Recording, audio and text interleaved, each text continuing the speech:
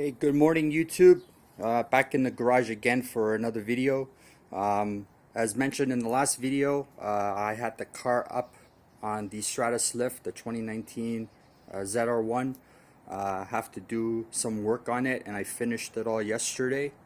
So I'm just gonna do a little undercarriage look at the car while it's in the air, and also show you what the Stratus lift does when you lower the car down.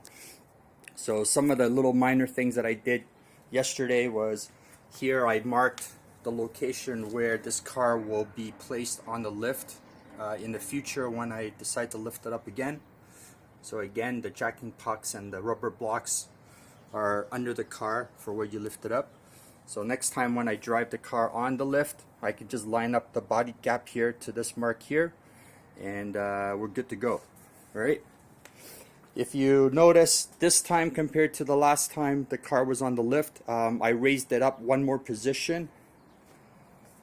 So having a little close-up look here,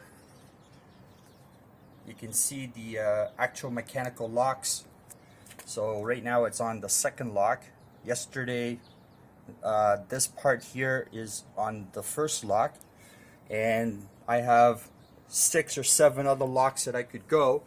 If I had the room on the top of my garage, this car can come up to almost about 4 or 4.5 feet wide. So on the second lock, if I open the hood, you can see that obviously I'm not going to be able to open the hood all the way up like I did the other day when the car was only on the first lock. So that's fine. And obviously I have to always remember that I don't raise the car up when the hood is up when I'm on the first lock, because that would be a very expensive mistake. So I'm going to pause the video. I'm going to go under the car, show you a few things under the car, and then I'll come back and then we will show you how the Stratus lift lowers down the vehicles that are on it. Alright, stay tuned. Okay, so here now we're under the Corvette ZR1, and obviously a little darker than being outside in the garage on the side of the car, but you can kind of see the undercarriage area here. So this is the front of the car. So there's my splitter with the scrape armor on it that was installed a couple years ago. The under tray. And one of the things that I was doing under here, besides my oil change and the rear axle swap, was to finish installing these guys here, the carbon composite frame braces. These pieces are aluminum from the factory, and I replaced them with the carbon fiber composite braces. So that's a Chevy performance part. So not too hard to install. They go on just like, you know, 2 bolts, and take off the aluminum ones and bolt on these ones and torque the bolts to spec. So there's the 2 front ones, and I'll go around the back and I'll show you the 2 rear ones. The 2 rear ones, one of them is one that I had a slight issue with when I first put them on, and I'll describe it when I get over there, so stay tuned. Okay, so now I'm at the back of the car under it. There's looking at the front, and again you can see the Stratus lift when it's raised up, supporting a vehicle, kind of the mechanical bits that you don't normally see when the hoist is not being used. Alright, so there's the back of the car here, and again there's the rear carbon composite braces.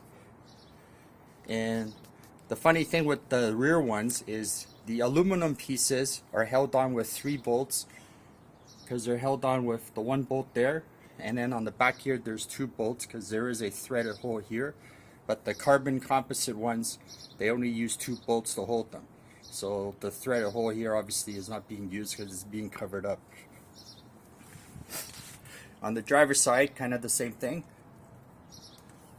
So this was the brace that gave me a little bit of an issue, because all the other 3 was pretty simple, right? You start a bolt in, put the other bolt in, and then line up your braces and tighten up the bolts and torque it. This one on this side, for some reason, the bolt wouldn't go in. So after looking at it a little closer, the aluminum U metal bracket here, there was a high spot underneath the bolt here, so that prevented the bolt from screwing in cleanly. So instead of just using the impact and impacting the bolt in there, because that wouldn't be good, you don't want to damage the threads in the subframe because that would be bad news. So I had to take the brace off and get some sandpaper and sand down the high spot, and it took quite a while, but I was able to get enough of it off so that I could get the bolt up clean and thread it in by hand. So sometimes it just takes a little bit of time to put the stuff on. I mean, something as simple as putting a brace on with 2 bolts, you think it'd be like a 2-minute job, and for that area there it took about maybe 30 minutes to do it. So not too big of a deal. And as you can see, there's the rear transmission, and your axle assembly is back here somewhere, so that's where I had to drain the axle fluid. And there's part of the exhaust system and the plate that's got 20 million bolts holding it on. So pretty clean under here. Haven't really driven the car in the rain too much. There was one time I drove it in a light little rain thing, but the roads didn't get too wet yet. So basically, this car so far has just been driven in nice weather. Alright, okay, so I'm going to go back up top, and then we're going to show you how the Stratus lift lowers the car down. Hang tight.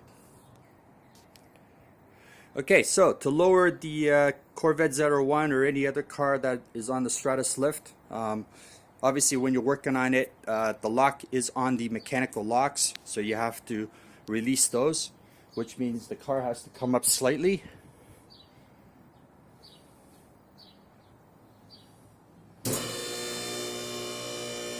Like that, and then we press the down button, and it's going to still go up slightly before the locks release.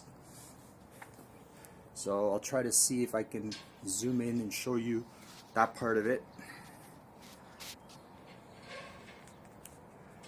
So somewhere there, so we'll keep an eye on it, make sure that they release. There you go, and then the car lowers all the way down.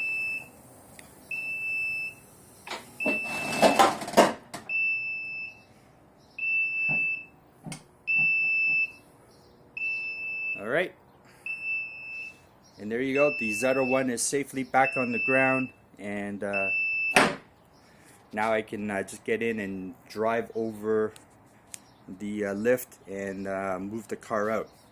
Obviously after I remove my lifting blocks and pucks and everything else. That did come down a little quick with this car on it.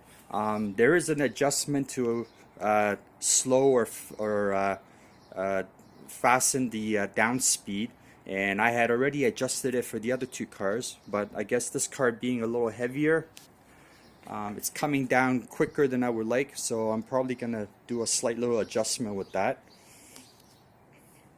Now on the power unit here, so basically when you're powering it up, that's what it looks like there. And on the inside of the power unit, so there you have your reservoir, all the electronic stuff, the pump and the lines, everything. And it uses obviously hydraulic oil.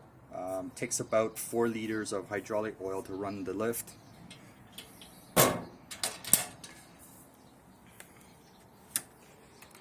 And when you open this guy up, see, there's all your electronics. The instruction booklet has wiring diagrams and everything, so if you ever run into an issue, right, then have to start diagnosing and try to figure out what's going on. Hopefully I won't have any issues with that in the future using this lift. Alright, okay, so that's it.